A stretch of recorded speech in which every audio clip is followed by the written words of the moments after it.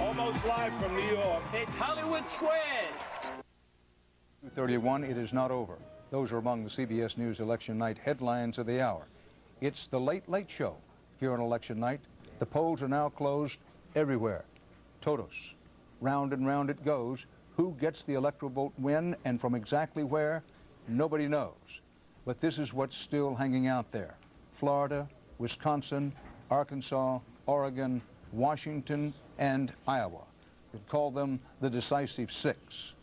At midnight in the East, this is the all-important electoral vote count at this moment. 240 for Bush, 231 for Gore. It takes 270 to win. Here is the national popular vote at this moment. 49% to 48%. Both have about 34 million votes. With the polls now closed in Alaska, the voting is all over. The waiting isn't. Let's take a look. Alaska's the last of the states to have polls closed. Alaska's 3 electoral votes go Republican, go for Bush, as expected. Now, 6 states too close to call. We want to show you the actual tabulated votes in the 6 states that are still out there. These 6 states include Florida with 25 electoral votes. This is how it looks in Florida at the moment. Bush has a 50 to 48% lead. How much of that comes from the absentee ballots we can't say, but the Bush people all along, even when Florida earlier had been called for Gore, said we think the absentee ballot's going to overtake him. Maybe, maybe not. This is the way it looks right now, and that's with 82% of the precincts reporting. Let's move now to Arkansas. 6 electoral votes there.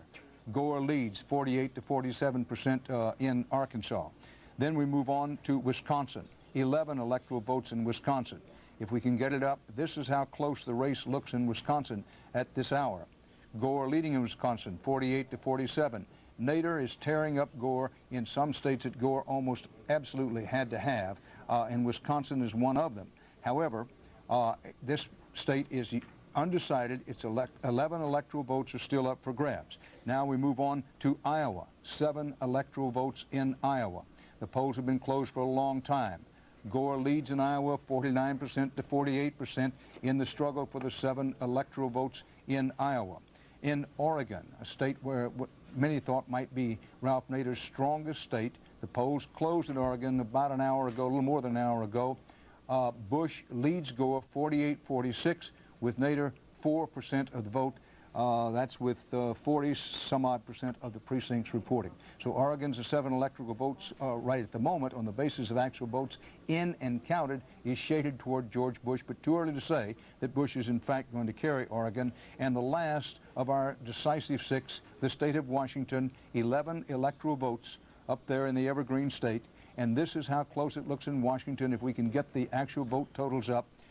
Gore leads in Washington 49 to 47% with 3% going for Nader. 11 electoral votes. Now, Ed Bradley, with these 6, what we call the decisive 6, if we can get them up on the map so people can see the states in white on our map, these are the states: Florida, Arkansas, Iowa, Wisconsin, Washington, and Oregon. Al Gore doesn't have to run the table on those states if he carries Florida. If he doesn't, he does have to run the table. But you look at some of the things that are important to voters in all of those states that you mentioned, Dan.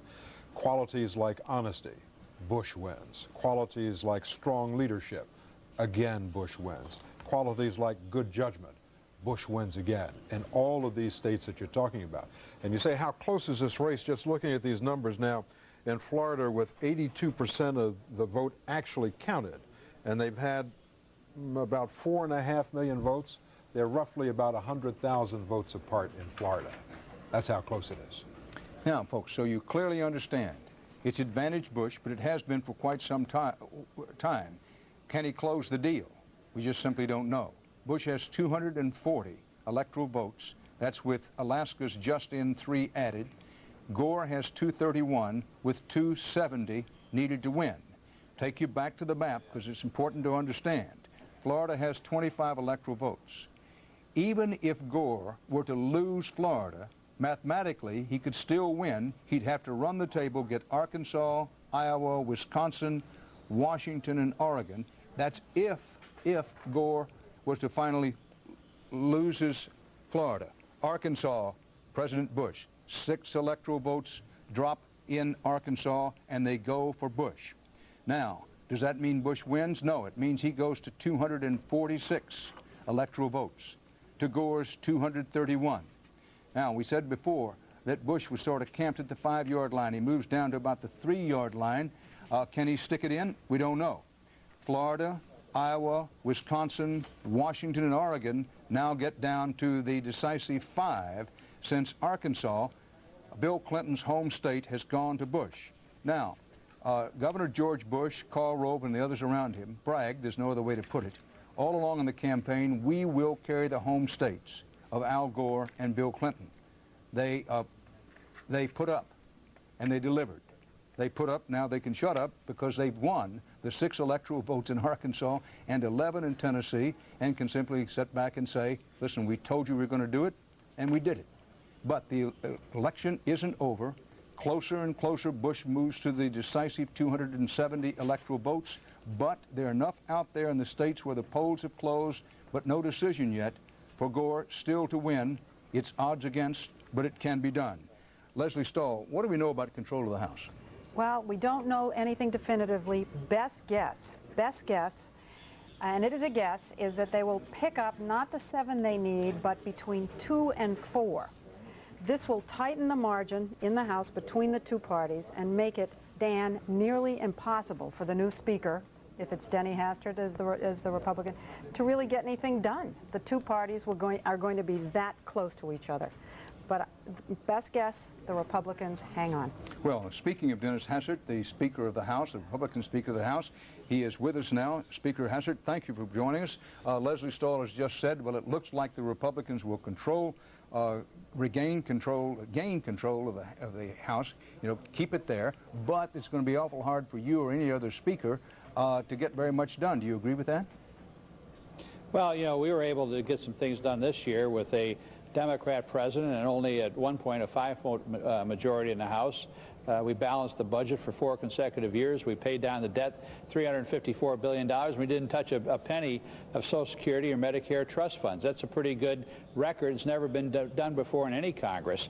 And, quite frankly, on things like health care and education, we need to do that in a bipartisan way. So folks need to work across the aisle on both sides to get those things done. And look forward to working with the new president.